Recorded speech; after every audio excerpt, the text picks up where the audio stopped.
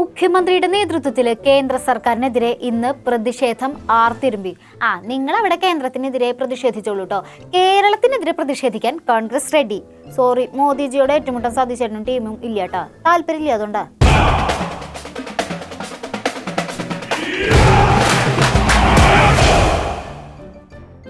കേന്ദ്രത്തിനെതിരെയുള്ള കേരളത്തിന്റെ പ്രതിഷേധം ഒരൊന്നൊന്നര പ്രതിഷേധമായിരുന്നില്ലേ? നമ്മുടെ മുഖ്യമന്ത്രി, മന്ത്രിമാരും ദേശീയ നേതാക്കളും മറ്റ് പ്രതിപക്ഷ പാർട്ടികളും ഒക്കെ അണിനിരുന്ന ഒരു പ്രതിഷേധം. സൂക്ഷിച്ചു നോക്കണ്ട ഉണ്ണി, കേരളത്തിലെ കോൺഗ്രസ് നേതാക്കളുടെ പൊടി പോലും ഇല്ല അതിൽ കണ്ടുപിടിക്കാനായിട്ട്. കേന്ദ്രം കേരളത്തെ സാമ്പത്തികമായി ഞെരുക്കുന്നു, NDA ഇതര സംസ്ഥാനങ്ങളെല്ലാം കേന്ദ്രം അവഗണിക്കുന്നു എന്നാരോപിച്ചാണ് ഡൽഹിയിൽ പ്രതിഷേധം നടത്തിയത്. NDA ഇതര ഭരണമുള്ള 17ഇടത്ത് ലാളനയും മറ്റുള്ളിടങ്ങളിൽ പീഡനവും എന്നതാണ് സമീപനം. കേന്ദ്ര സർക്കാർ തലോടെ പീഡിപ്പിക്കുക എന്തുട്ടാ ചെയ്തോട്ടെ എന്നാണ് ഇവിടുത്തെ കോൺഗ്രസ് നേതാക്കൾ പറയണത്. അത് പിന്നെ കേരളമല്ല കട്ടുമുടിക്കണത്, കേന്ദ്രമല്ലല്ലോ. ഞങ്ങളുടെ കോൺഗ്രസ് നേതാക്കൾക്ക് അങ്ങനെ പറഞ്ഞല്ലേ ശീലമുള്ളത്. കേരളത്തിന്റെ ആവശ്യത്തെ പറ്റി ഒരു അക്ഷരം പ്രധാനമന്ത്രിയുടെ മുമ്പിൽ വെച്ച് സംസാരിക്കാൻ തയ്യാറാകാത്ത മുഖ്യമന്ത്രി ഇപ്പോൾ നടത്തുന്നത് വരാൻ പോകുന്ന പാർലമെന്റ് തെരഞ്ഞെടുപ്പിൽ എന്തെങ്കിലും നേട്ടമുണ്ടാക്കാമോ എന്ന ലക്ഷ്യത്തെ മുൻനിർത്തിക്കൊണ്ട് മാത്രമാണ്. അപ്പൊ ഇതൊക്കെ തെരഞ്ഞെടുപ്പ് സ്റ്റണ്ടാണെന്നാണ് ചെന്നിത്തലാജി പറയണത്. കേന്ദ്രം കാശ് തരാത്തോണ്ട് മുടങ്ങണ പദ്ധതികളെ പറ്റിയോ അല്ലെങ്കിൽ വികസനത്തെ പറ്റിയോ ഒന്നും ചെന്നിത്തലാജിക്ക് പറയാനില്ല. എല്ലാത്തിനും കാരണം മുഖ്യമന്ത്രിയാണ്. മുഖ്യമന്ത്രി രാജിവെക്കണം അങ്ങനെ പറയണതാണല്ലോ അതിന്റെ ഒരു നാട്ടു നടപ്പ്. Kerala government has written to my chief minister. We have an assembly session. Lot of issues are there. After all, they are our neighbors. They are our neighbors. We respect them. They are contributing to the world's economy, country economy. പണിപാളിയിലോ ചെന്നിത്തലാജി? കർണാടകയിൽ ഭരിക്കണത് കോൺഗ്രസ് അല്ലേ? കേരളത്തിന്റെ സമരത്തിന് കർണാടക ഉപമുഖ്യമന്ത്രി സപ്പോർട്ടിനത് കാണുന്നുണ്ടല്ലോ അല്ലേ? മാത്രല്ല കേന്ദ്രത്തിനെതിരെ കർണാടകയും കഴിഞ്ഞ ദിവസം സമരം ചെയ്തിട്ടുണ്ടായിരുന്നു. ഇതിന് നമ്മൾ എന്ത് പറഞ്ഞു ന്യായീകരിക്കും ചെന്നിത്തലാജി? കർണാടകത്തിന്റെ സമരം വ്യത്യസ്തമായ ഒരു സമരമാണ്. കർണാടകത്തിന് കിട്ടേണ്ട ന്യായമായ 1,25,000-ലധികം കോടി രൂപ, 1,87,000 കോടി രൂപ കിട്ടാത്ത ഒരു സാഹചര്യം പ്രത്യേകമായി നിലനിൽക്കുകയാണ്.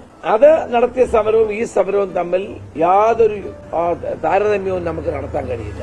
അതങ്ങനെ പറയും. ന്യായീകരണത്തിനാണോ ചെന്നിത്തലാജിയുടെ കയ്യിൽ പഞ്ഞം? നിങ്ങളൊക്കെ സൂക്ഷിച്ച് കേൾക്കണം കേട്ടോ.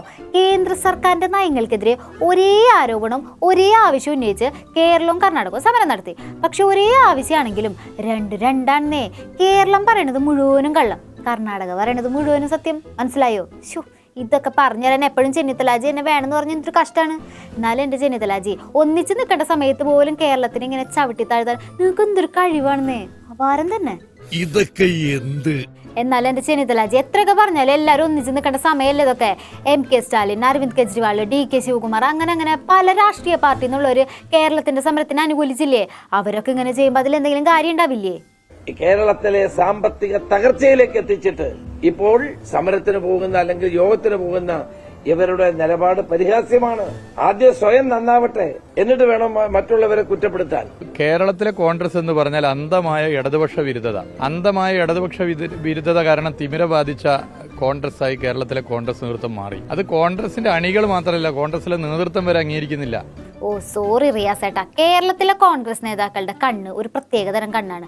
അവർക്ക് കേരള സർക്കാരിന്റെ പ്രശ്നങ്ങൾ മാത്രമേ കാണാൻ പറ്റുള്ളൂ, കേന്ദ്ര സർക്കാരിന്റെ പ്രശ്നങ്ങൾ കാണാൻ പറ്റില്ല. ഒരു കാര്യം ചെയ്ത് ചെന്നിത്തലാജി, മന്ത്രി R ബിന്ദു വാങ്ങിവെച്ച പോലെ 10-30,000 രൂപയുടെ കണ്ണടയൊക്കെ ഒന്ന് വാങ്ങിവെച്ച് നോക്ക്. അപ്പോഴെങ്കിലും കേന്ദ്രത്തിന്റെ അവഗണന ഒന്ന് കാണാൻ പറ്റിയാലോ. എല്ലാവർക്കും തിമിരം, നമ്മൾക്കെല്ലാവർക്കും തിമിരം. ഇനി ഇതുവരെ നിങ്ങളാരും കണ്ടിട്ടില്ലാത്ത, ഇതുവരെ പുറത്തെടുത്തിട്ടില്ലാത്ത 18ാമത്തെ അടവിന്റെ വരവാണ് മക്കളെ. കേട്ടാ നിങ്ങൾ ഞെട്ടും. ഇവരുടെ കെടുകാര്യസ്ഥതയും ധൂർത്തും അഴിമതിയും ഇവർ മറച്ചു വെക്കാൻ ശ്രമിക്കുക. ഇവര് കോടതിയിൽ കൊടുത്തിരിക്കുന്ന വേറെ കേസ്, ഡൽഹി പറയുന്നത് വേറെ കേസ്, കേരളത്തിന്റെ നിയമസഭയിൽ പറഞ്ഞത് വേറെ കേസ്. പരസ്പര വിരുദ്ധമാണ്. 57,800 രൂപ 800 കോടി രൂപ കേന്ദ്രത്തിൽ നിന്ന് കിട്ടാനുണ്ട് എന്ന് പറയുന്നത് നുണയാണ്, പച്ചക്കള്ളമാണ്. 57,000-ലധികം കോടി രൂപ കേരളത്തിന് കേന്ദ്രത്തിൽ നിന്ന് കിട്ടാനുണ്ടെന്ന് പറയണത് പച്ചക്കള്ളാത്രേ. ഇതുപോലൊരു പ്രതിപക്ഷ നേതാവിനെ വേറെ എവിടെ കിട്ടും? മോദിജിക്ക് പിറക്കാതെ പോയ പ്രവർത്തകരാണോ സതീശേട്ടാ നിങ്ങൾ? അത് ഊതിപ്പെരിപ്പിച്ച കണക്കാണ്. ആ കണക്ക് ഞങ്ങൾ പൊളിച്ചതാണ് നിയമസഭയിൽ വെച്ച്.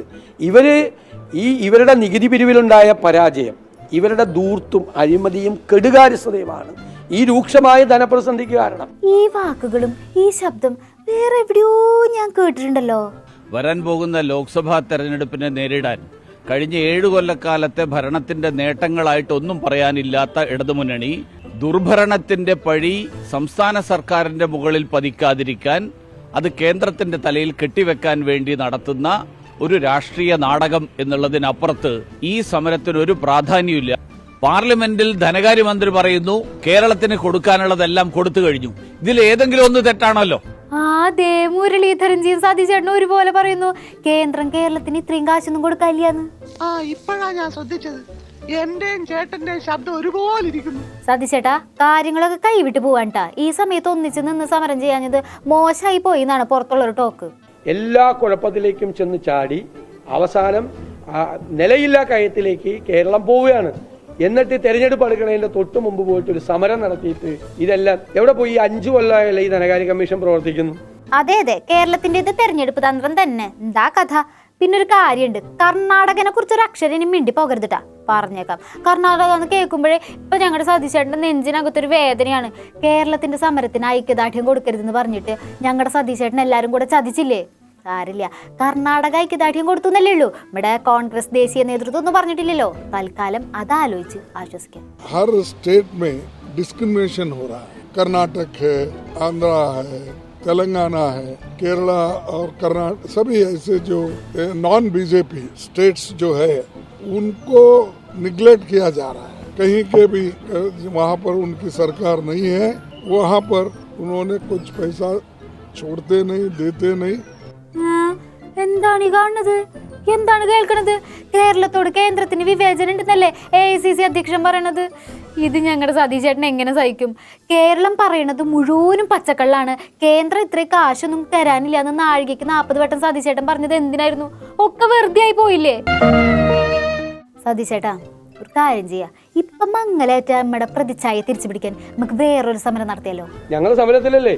ഞങ്ങൾ നാളെ മുതൽ സമരാജ്ഞ ആരംഭിക്കുകയാണ്. കാസർഗോഡ് മുതൽ മാസപ്പടി വിവാദം അതിൽ പ്രധാനപ്പെട്ട വിഷയമാണ്.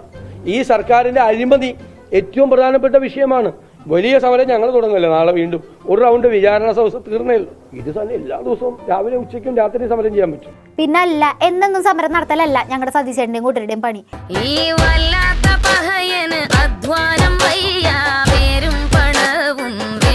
കാര്യങ്ങളൊക്കെ ഇത്ര വ്യത്യസ്തതയ്ക്ക് പണ്ടത്തെ ഒരു കാര്യം സതീശേട്ടനെ ഓർമ്മിച്ചരട്ടെ.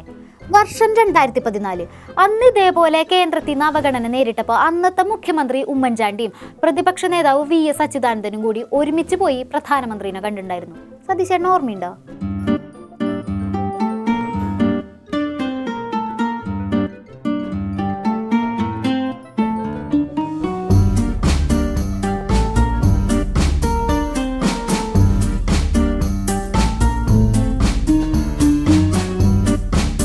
രാഷ്ട്രീയപരമായിട്ടുള്ള പല കാര്യങ്ങളിലും വിയോജിപ്പുണ്ടായിട്ടും ഒന്നിച്ചു നിൽക്കേണ്ട സമയത്ത് അവർ ഒന്നിച്ചു നിന്നു. ആ ഒരു പക്വത പോലും ഇവിടുത്തെ പ്രതിപക്ഷത്തിന് ഇല്ലാണ്ട് പോയല്ലോ എന്നാണ് നാട്ടുകാർ ചോദിക്കുന്നത്. അപ്പൊ കാര്യം അത് ഇത്രേ ഉള്ളൂ. കേരളം കേന്ദ്രത്തിനെതിരെ സമരം ചെയ്താൽ അത് അനാവശ്യം, കർണാടക പ്രതിഷേധിച്ചാൽ അത് ആവശ്യം. ഇനി എല്ലാവരും പിരിഞ്ഞു പോയട്ടെ. മേലനങ്ങാതെ കേരളത്തിനെതിരെ ഇനി എന്ത് സമരം ചെയ്യണമെന്ന് സതീശേട്ടനും ടീമിനും കുലങ്കശമായി ചർച്ച ചെയ്യാനുണ്ട് ഗൈസ്. എന്നാ ശരി, ബാക്കി വിശേഷങ്ങളുമായി ഇനി നാളെ കാണാം. നന്ദി, നമസ്കാരം.